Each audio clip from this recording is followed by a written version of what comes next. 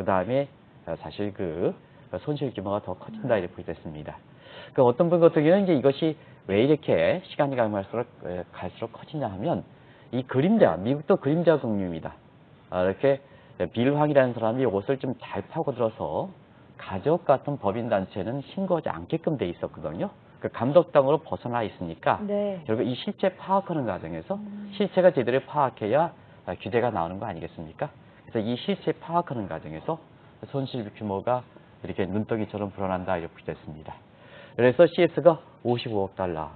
전 앵커가 이렇게 크게 깜짝이지 않는 거 보니까 우리 돈으로 보면 5조가 넘지 않습니까? 그렇죠. 한 총 6조 10조 원 정도. 정도 되지 않습니까? 그 다음에 노무라가 좀 규모가 당시 25세에서 25억 달러에서 28억 달러로 굉장히 네. 크고 새롭게 부각된 것이 UBS입니다. 그래서 8억 6천만 달러에서 한국경제TV에서는 그 새로운 이렇게 손실 규모에 해당되는 UBS 규모가 밑으로 나가는 걸로 알고 있는데요. 전체적으로 보면은 100억 달러가 넘는다 이렇게 보고 네. 있습니다. 우리 돈으로 한 11조 정도가 되는 거죠.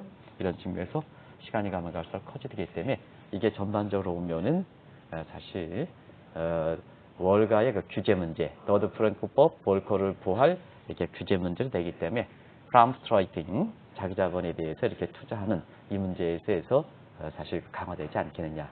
그래서 오늘 이런 것이 부담이 돼서 한번 어제 지수를 볼게요. 네.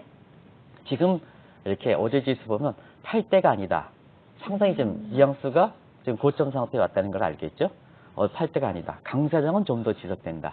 강세장이 시작이 아니라 강세에 좀 더 시작된다 하는 측면에서 전반적으로 어제 보면 사실 지금의 고평가 이런 재료들에 대해서 고평가를 이렇게 경계하는 그래서 시장의 심리를 안정시키는 이런 측면에 이렇게 어제 지수가 나오는 것도 이런 근거를 바탕으로 한다는 걸 말씀드리겠습니다.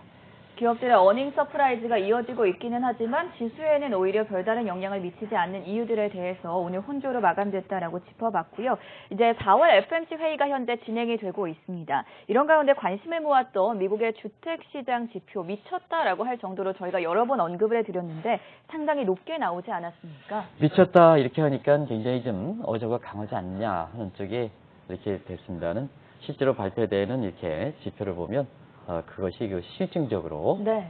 지표가 뒷받침해 준다 이렇게 됐습니다. 이거는 페드 회의에 통화정책에 굉장히 영향을 미칠 수 있는 변수거든요.